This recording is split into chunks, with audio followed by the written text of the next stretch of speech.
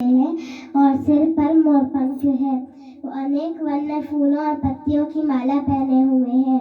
उनके पास छड़ी, श्रृंग और वंशी है और हाथ में भोजन का कौड़ लिए हुए हैं।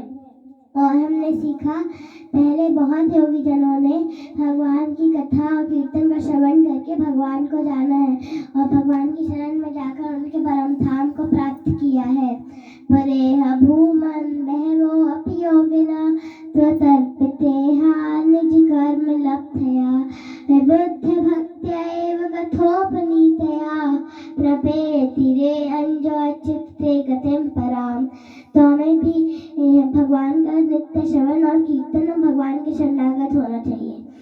और हमने सीखा, गुणात्मनस्ते अपि गुणान्मातुम हितावती नस्य कैशिरस्य कालेन यर्वा विमिता सुकल्पे भूपांशवः खेमिकाधिवासः। जिस प्रकार से कोई इंटेलिजेंट पर्सन पृथ्वी के सारे परमाणु, हिम के कण या सूर्य और चंद्रमा की ज्योति से निकलने वाले पार्टिकल्स कण को हो सकता है कोई भले ही काउंट कर सकता है, लेकिन भगवान के गुणों को कोई काउंट नहीं कर सकता। और हमने सीखा, श्री कृष्ण ही सारे गुणों के जीवन दाता है।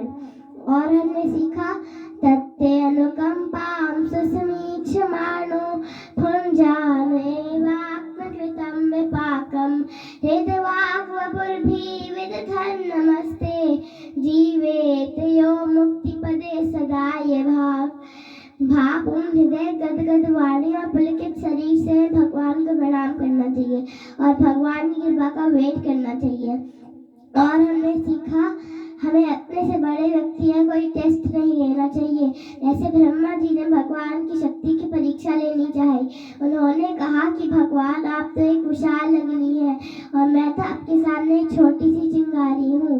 और हमने सीखा, जगत त्रय अंतो उदधि संपल्लुदे नारायणस्त्वं दरनाभिनालात् विनिर्गतो अलस्मित् वायन्ते वृषा किंतीश्वर त्वं विनिर्गतो वस्मि। इस श्लोक से हमने ये सीखा कि ब्रह्मा जी भगवान के स्पेशल विशेष पुत्र हैं, क्योंकि ब्रह्मा जी भगवान श्री कृष्ण के नाभि कमल से उत्पन्न हुए हैं और हम भगवान के दिव्य शरीर के एक अंश हैं। इसीलिए ब्रह्मा जी भगवान से विशेष याचना कर रहे हैं। और हमने सीखा कि हम भगवान को कैसे समझ सकते हैं।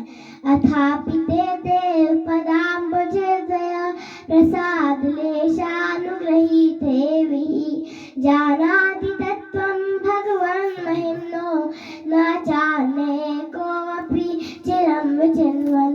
इस श्लोक से हमने ये सीखा कि यदि किसी भगवान की लेश मात्र भी कृपा हो जाती है तो भगवान को समझ सकता है, लेकिन जो भगवान को समझने के लिए चिंतन करते हैं वो वेदों को पढ़ने के बाद भी भगवान को नहीं समझ पाते।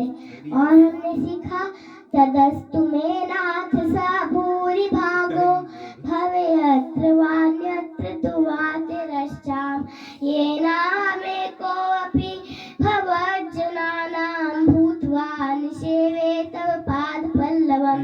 तो हमें भी यह प्रार्थना करनी चाहिए कि जहाँ कहीं पर भी जन्म हो हम भगवान के चरण कमलों की सेवा कर सकें और भगवान हमें अपनी भक्ति की संपत्ति का दान करें।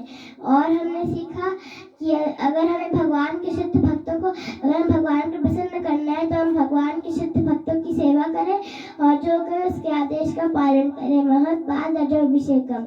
और हमने सीखा कि हमें भवसागर को कैसे पार करना है। समाश्रित ये पद पल्लव प्लवम महत्पदम पुण्य यशो मुरारे भवामुधिम वत्स परम पदम पदम पदम यद विभदाम न तेषाम।